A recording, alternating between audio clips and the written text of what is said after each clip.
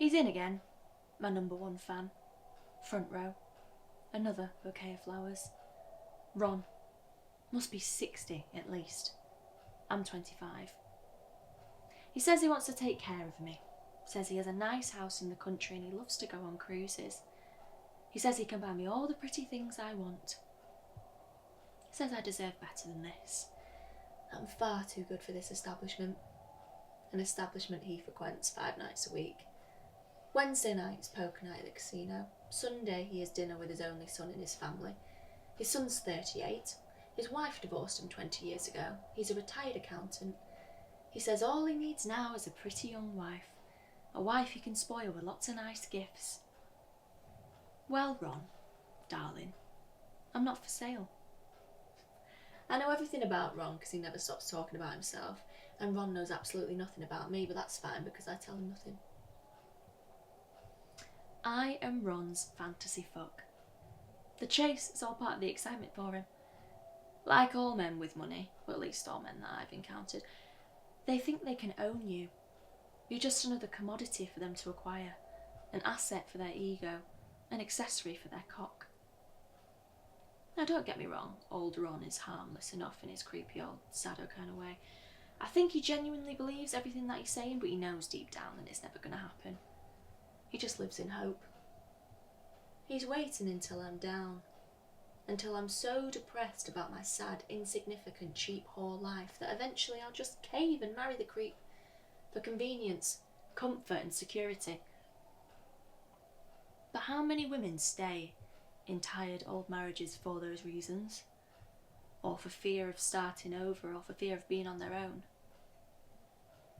Of course nowadays no one has to be on their own. There are apps.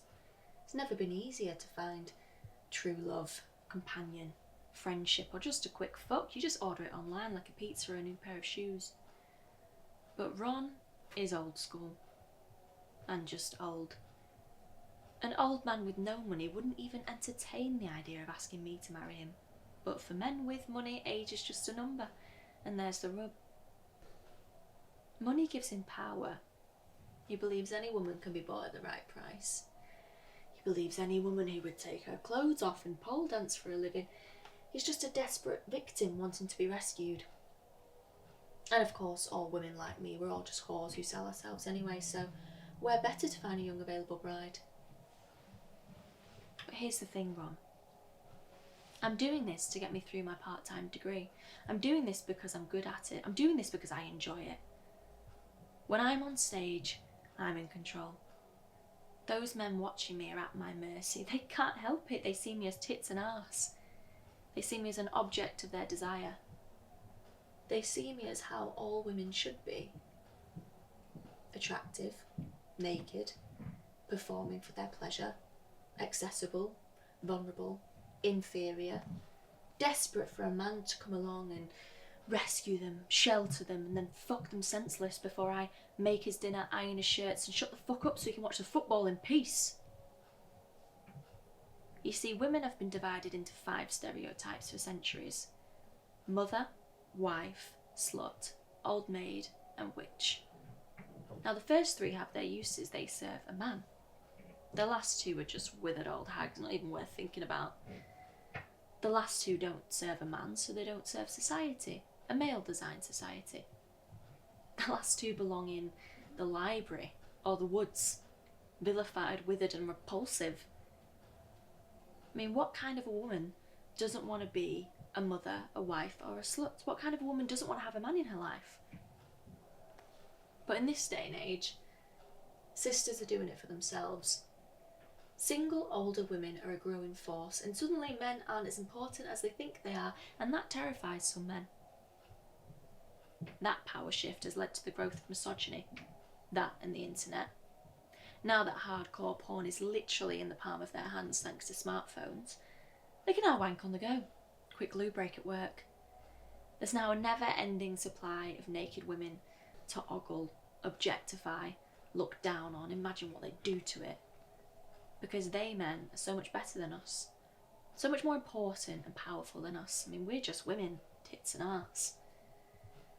If we're not bleeding, or crying, or dieting, or feeling insecure about ourselves, our lives, our bodies, then we're just nagging and controlling and doing our heads in. That's our role, apparently. But here's the thing. I like myself. I like my body. I like my life. And I don't need a man.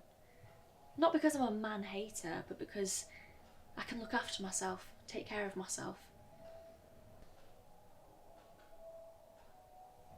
Now, I would like a man, but I want a real man. Not a hero, a provider, a protector, not a ruler, a god, a dominating force, not a 60-year-old sugar daddy who sees me as his pet. But I want a man to get to know me for who I really am. Who wants to get to know what's in here, and not just get in here. Because real love is about respect between two equals, and a real woman respects herself enough to know that.